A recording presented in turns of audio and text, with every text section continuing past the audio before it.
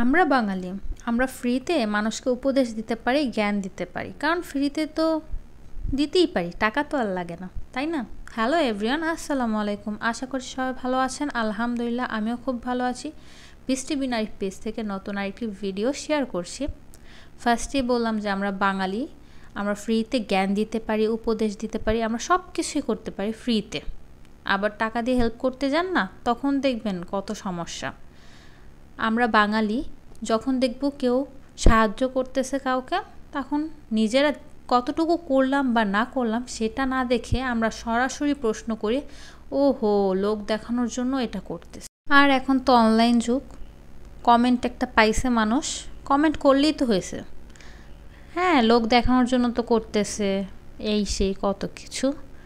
ভাই, তোমরা যারা কমেন্ট করতেছো তারা কয়জন কি করছো এমন দেখাও, যে হ্যাঁ কমেন্টে যায় দেখাও হিসাবটা, যে আজকে আমি 1 কোটি দিয়ে আসছি, আমি তো কারোর সাথে প্রচার করিনি, তো আপনি এত টাকা দিয়ে কেন আপনি বারবার বলতেছেন বা দেখাচ্ছেন। এরকম কিন্তু আমি এখনও পর্যন্ত একটাও পাই নাই, বাট কমেন্টই দেখলাম। তাদেরকে যা খুব বলতে ইচ্ছা করে, আপনারা কতটুকু শেয়ার মানে হেল্প করছেন বা শেয়ার করছেন কারোর সাথে।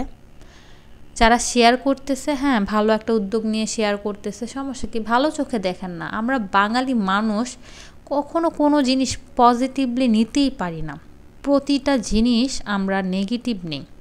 বাংলাদেশ বন্যায় এতটাই ক্ষতিগ্রস্ত হয়েছে, যারা অবশ্য হেল্প করছে তাদেরকে তো ধন্যবাদ। আবার অনেকে আছে যে মানে ব্লগ করতেছে বা পিকনিক করতেছে, তাদের জন্য যারা সত্যিকার হেল্প করতেছে, ভিডিও করুক, সমস্যা তো নাই। যারা সত্যিকার হেল্প করতেছে তাদেরও মানে দুর্নাম হচ্ছে, বদনাম হচ্ছে। আল্লাহ সকলকে বোঝার তৌফিক দান করুক। আর মানুষের মুখ দিছে একটু হিসাব করে কথা বলার জন্য, একটু হিসাব করে কথা বলাটাই ভালো। আজকে অনেক কথা বলে ফেলছি। দুপুরে রান্না করেছি বেগুন দিয়ে আলু দিয়ে ইলিশ মাছ ভাজি, আলু ভর্তা, শুটকির ভর্তা। বিকালে আবার একটু পুডিং করেছিলাম, ক্যারামেল করে দুধ আর ডিমটা আমি ব্লেন্ড করে নিয়েছি, তাহলে পুডিংটা খুব ভালো হয়। কারণ দুধটা যত ভালো করে মিক্সড হবে ডিমের সাথে, ততই পুডিংটা ভালো হবে। তো আমি চুলার থেকে নামানোর পর আবার এখানে আমি প্লেটে ঢেলে নিব। তো আমার পুডিংটা কিন্তু একদম পারফেক্ট হয়েছে। আজকাল সবাই পুডিং ঘরে তৈরি করতে পারে, তাই আমি ডিটেলসে দেখালাম না, বাট কারো যদি লাগে অবশ্যই আমাকে কমেন্ট করে জানাবেন, তাহলে আমি অবশ্যই ডিটেলস দেখাবো পুরো ভিডিওটা। পুডিংয়ের কালারটা খুব সুন্দর হয়েছে, মানে ক্যারামেলটা পারফেক্ট হয়েছে। পারফেক্ট হলে পুডিংয়ের কালারটাও খুব সুন্দর হয়। আর দারুণ হয়েছে আজকে আমার পুডিংটা।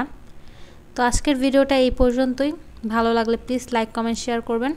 সবাই ভালো থাকবেন। আল্লাহ হাফেজ।